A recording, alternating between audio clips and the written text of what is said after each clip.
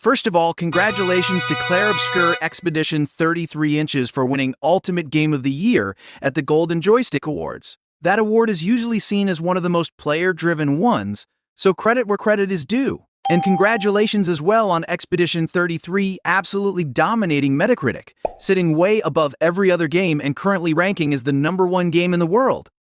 Oh, and somehow it even has more user ratings than GTA 5.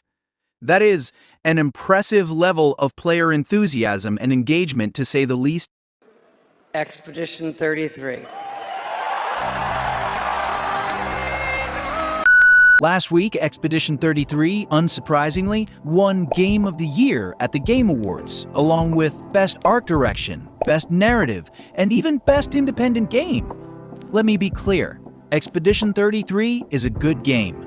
I think giving it an 8 out of 10 inches is totally fair, and if some players want to give it a 9, I don't have a problem with that either. But right now, it's being hyped as a 12 out of 10 masterpiece, a once-in-a-generation game, the kind of title that supposedly makes everything else look obsolete. And that's honestly wild to me. I don't think Expedition 33 is anywhere near perfect.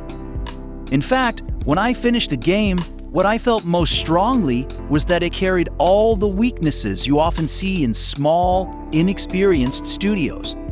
You can feel that roughness while playing, the kind that comes from limited experience, even when there's clear ambition and talent. I don't mean this as an insult, but while playing Expedition 33, I constantly felt like, yeah, this is the kind of game that's going to win a ton of awards, just like those movies that are clearly made to win Oscars. My biggest problem with Expedition 33 is its narrative. I don't know if Western writers have fallen into some kind of creative trap lately, but I keep seeing the same pattern. A supposedly epic, world-ending story that keeps collapsing into small, awkward family drama. I'm not upset that Gustav dies, I'm upset that his death feels meaningless. The way his death is handled, combined with how the later Verso storyline plays out, gave me this uncomfortable feeling that some lives in this world are treated as inherently more valuable than others. Like certain races or beings matter more by default. Sure, you could say that's very Norse mythology. Fine.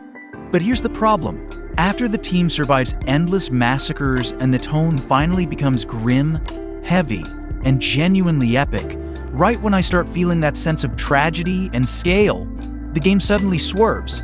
Everyone just forgets their teammates were brutally wiped out. Suddenly it's all, wow, they really exist. My dream is just to see them once. And then the party heads off to help a group of creatures that look like they crawled straight out of Dark Souls to solve their teenage emotional problems. The tonal whiplash is so extreme that I genuinely started wondering whether parts of the script were AI generated.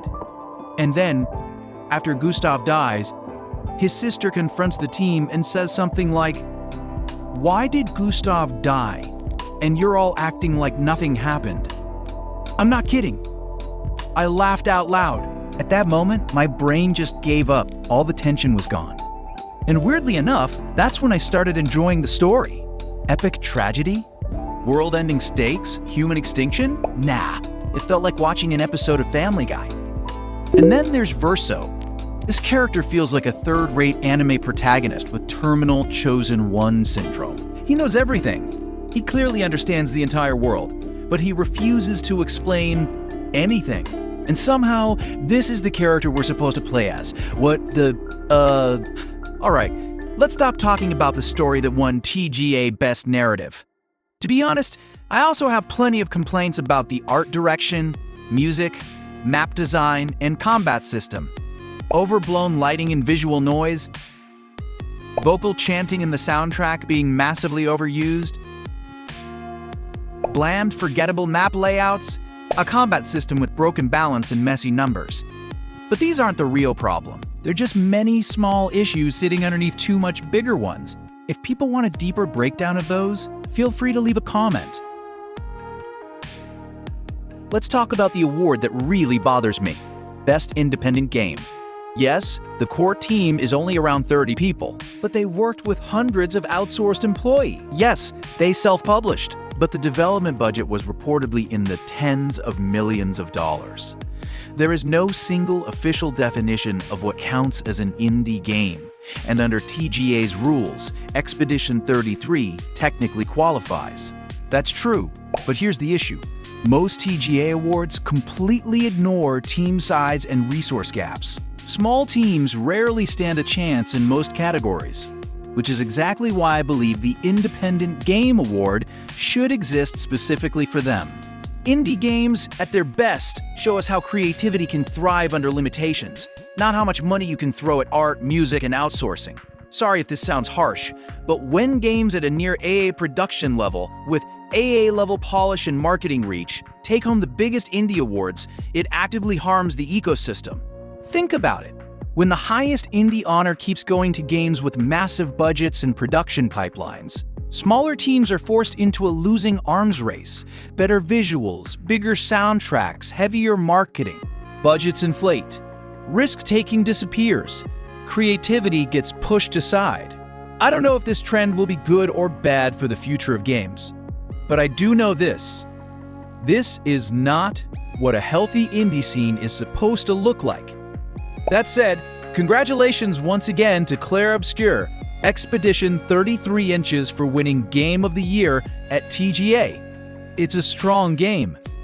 Just not the flawless, untouchable legend some people are trying to turn it into.